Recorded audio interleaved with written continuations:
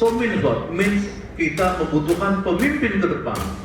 Apabila krisis datang, rejim ke depan, apabila krisis datang, kita pastikan bahwa siapapun yang muncul nanti adalah sebuah rejim yang siap untuk memimpin Republik Indonesia ini untuk kepentingan rakyat jelata. Bagaimana cara menyikapinya? Satu yang paling gampang buat saya adalah kemiskinan itu selalu identik dengan korupsi yang merajalela. Sebelum kita lanjut, jangan lupa subscribe dan nyalakan loncengnya, agar tidak ketinggalan info terbaru dari Davina News. Video ini dipersembahkan oleh Indo Express. Indo Express Fast Handling, Fast Solution. Musik akustik mudah-mudahan menambah suasana lebih cerah lagi di sore hari ini ya. Nah, kita kembali akan masuk ke dalam pidato-pidato yang juga insightful mengenai ekonomi Indonesia. Yang berikut ini akan dibawakan mengenai kemiskinan dan solusi dalam era kepemimpinan Jokowi yang akan disampaikan oleh Dr. Syahganda Nainggolan. Kita berikan tepuk tangan. Kami silakan.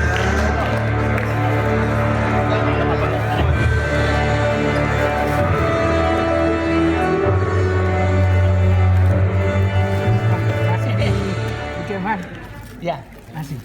Selamat sore, Assalamualaikum warahmatullahi wabarakatuh. Terima kasih kepada Bung Kamarus Samad. Ini nama ini agak ngeri sebenarnya, nama Kamarus Samad. Kalau kita ngerti sejarah. Oh iya. Beliau ini mengundang saya untuk bicara di sini di luar para ekonom-ekonom yang lain yang ada di cantumkan di depan tadi. Saya ini beyond ekonomi. Beyond ekonomi artinya bagaimana menerjemahkan peristiwa-peristiwa ekonomi itu terhadap situasi kemiskinan kita dan situasi sosial politik kita. Selamat kepada Bung Kamarus Samad atas Kami Trainer 2 tahun ulang tahunnya. Yang saya muliakan para tokoh-tokoh besar yang ada di sini, Bang Riza Ramli, Bang Sandiaga Uno, Pak Ridwan Saidi, Pak Mulyadi dan teman-teman, kemudian Bima nih, ekonom milenial, kemudian Profesor Antoni dan teman-teman semua yang hadir di sini. Saya diminta untuk berbicara tentang kemiskinan dan solusi dalam era kepemimpinan Jokowi. Tentu menarik bicara di forum ini karena forum ini namanya opposition leaders. Kalau Bung Sandi Aga Uno tadi mengatakan ini kan kita oposisi pemikirannya. Kalau saya fisiknya pun oposisi. Jadi saya bukan pemikiran. Jadi saya ingin sebenarnya menghormati istilah opposition forum ini karena kita harus biasa dengan forum-forum yang menyatakan diri kita berbeda. Lu, gue. Ya, Jokowi, lu, gue bukan Jokowi, misalnya gitu. Itu harus biasa. Karena apa, bapak-bapak, ibu-ibu sekalian, negara-negara maju, negara-negara besar itu ya hanya bisa tumbuh kalau dinamika antara orang yang menjalankan pemerintahan dengan orang yang mengkritik itu berjalan seperti biasa-biasa aja. Tidak ada kemudian besok diintelin, kemudian dijadikan korban peristiwa makar dan lain-lain. Nah, kembali kepada situasi pembicaraan kita, kemiskinan. Bapak-bapak, ibu-ibu sekalian, ya, setiap kita bicara kemiskinan, maka kita bicara tentang konsep republik. Kalau kita bicara konsep kerajaan, Sultan Hamengkubuwono Yogyakarta misalkan, hampir seluruh Jogja itu tanah dia. Dan rakyat nggak bisa ngelawan bahwa itu tanah dia. Ya. Kalau kita bicara republik, maka kita berbicara mulai tentang equality. Equality ini bahwa everybody, setiap orang ya harus mempunyai kesempatan yang sama untuk tumbuh menjadi manusia yang hidup layak. Yang kalau kata istilah Bung Sandiaga Uno tadi, people first. Bagaimana membuat manusia ini pertama yang mendapat kesempatan dari pertumbuhan kalau kita bicara pertumbuhan ekonomi misalkan.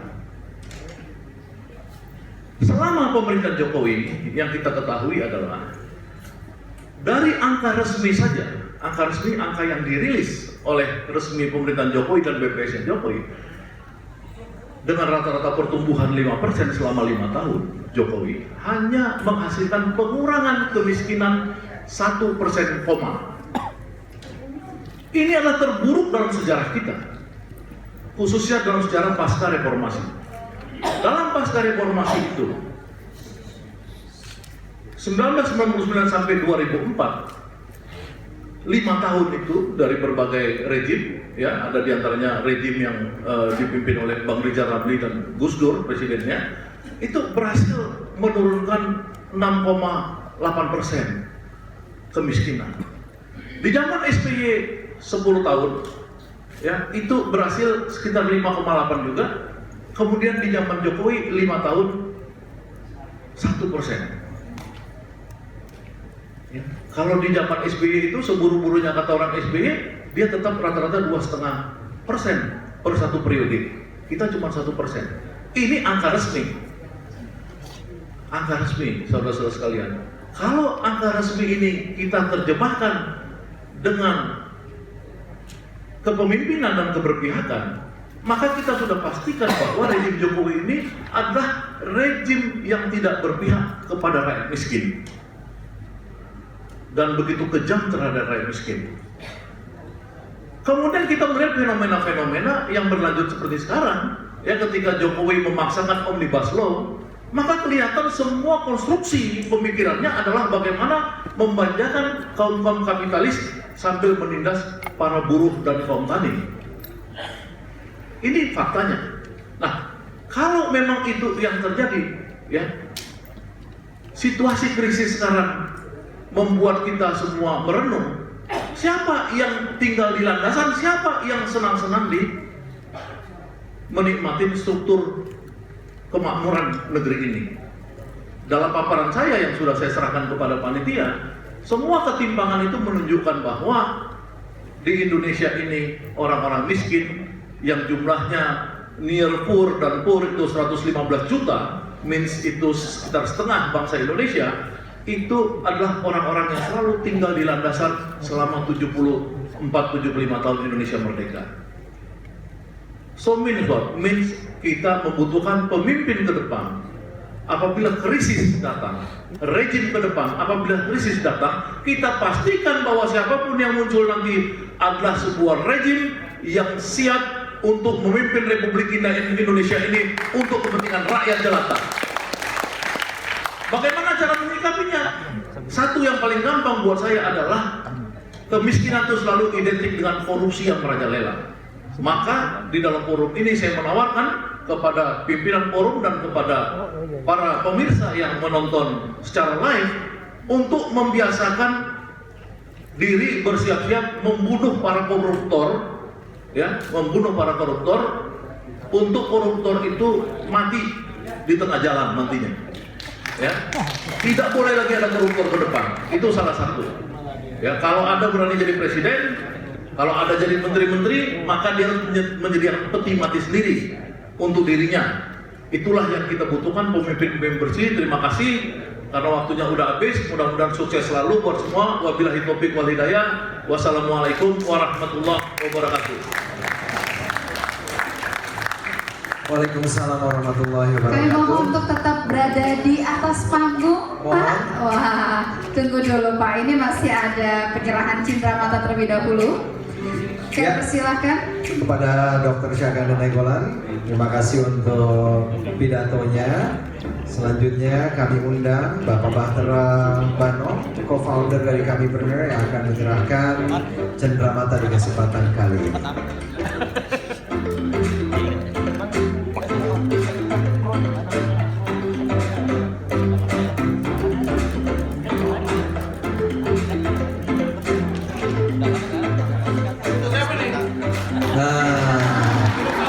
Mas Andi, foto siapa katanya? Oke, satu persatu cendera mata diberikan kepada Dr. Syahganda Nainggolan oleh Bapak Bahtera Bano. kali ini kami undang seluruh pembicara untuk foto sekali lagi bersama dengan Bapak Rizal Ramli yang kali ini sudah hadir di tengah-tengah kita. Kami persilakan juga kepada pengurus dari kami, Brenner. Kami persilakan untuk naik ke atas panggung dan berfoto bersama. Saya makin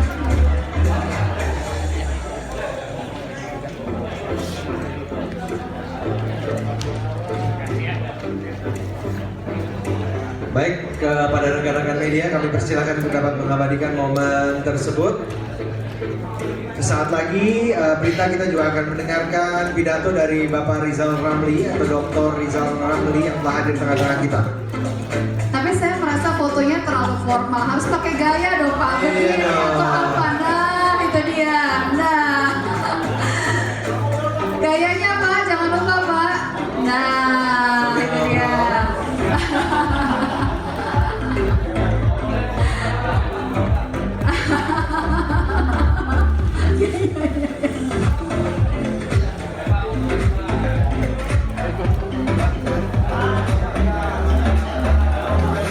Atau gaya semangat Pak, gaya semangat begitu Pak, kepala di tangan boleh Pak.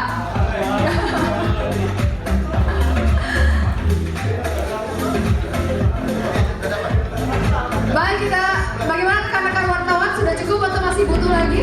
Sudah cukup? Sudah cukup, oke. Baik, selanjutnya kami undang langsung Dr. Rizal Ramli untuk dapat menyampaikan pidatonya. Boleh kita berikan